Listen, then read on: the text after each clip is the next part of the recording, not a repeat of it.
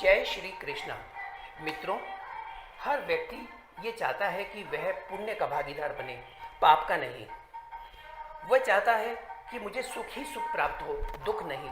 जबकि सत्य यह है कि सुख और दुख एक साथ आते हैं।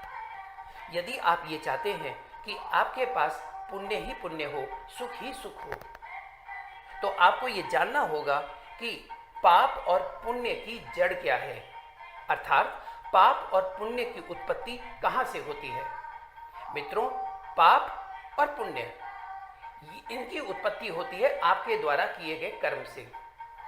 अब आप सोचते हैं कि मैं पाप नहीं लूँगा, तो फिर आप कर्म मत करो। लेकिन क्या कोई व्यक्ति कर्म के बिना रह सकता है?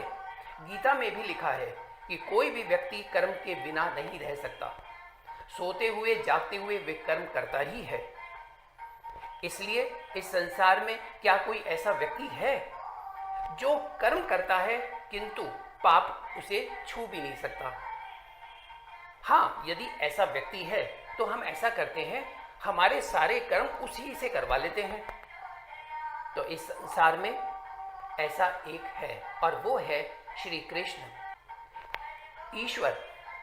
ईश्वर अगर कोई भी कर्म करे तो वो पाप का काम नहीं करेगा। अर्थात आप जो भी कर्म करें वो ईश्वर को समर्पित करें, ईश्वर को साक्षी मानते हुए करें। आप श्री चरणों में जाएं और ईश्वर से प्रार्थना करें कि हे ईश्वर, मेरे द्वारा जो भी कर्म होंगे वो सब आपके द्वारा ही कराए जा रहे हैं, मैं ऐसा मानता हूँ। और मेरे द्वारा किए गए जो भी कर्म हैं उससे जो भी परिणाम होंगे वो सब आपके चरणों में मैं समर्पित करता हूँ। अर्थात आपने जो कुछ भी किया उसका जो भी फल मिलेगा, चाहे वो पाप हो या पुण्य हो, वो किसके चरणों में गया? ईश्वर के चरणों में गया। अब आप बताइए, ईश्वर कभी खराब कर्मों का फल रखेगा? नहीं रखेगा। लेकिन वो कर्म आपने किस माध्यम से किए? ईश्वर के माध्यम से। अर्थात कर्म ईश्वर कर रहा है ये मानते हुए, और आप केवल मात्र एक निमित्त साधन हैं। ये ध्यान करते हुए यदि आप इस जीवन में अपने कर्मों को क्रियान्वित करते हैं तो आप पाप के भागीदार किसी भी हालत में नहीं बनेंगे।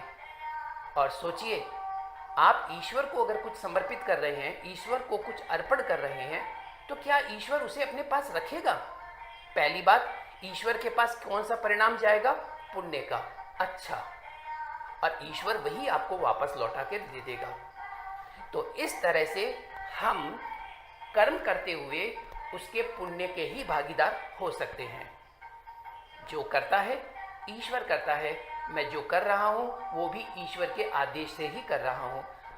ये मानते हुए यदि आप अपने दिन की शुरुआत करेंगे तो आपका दिन मंगलमय और बड़ा ही आनंदमय होगा। जय श्री कृष्ण।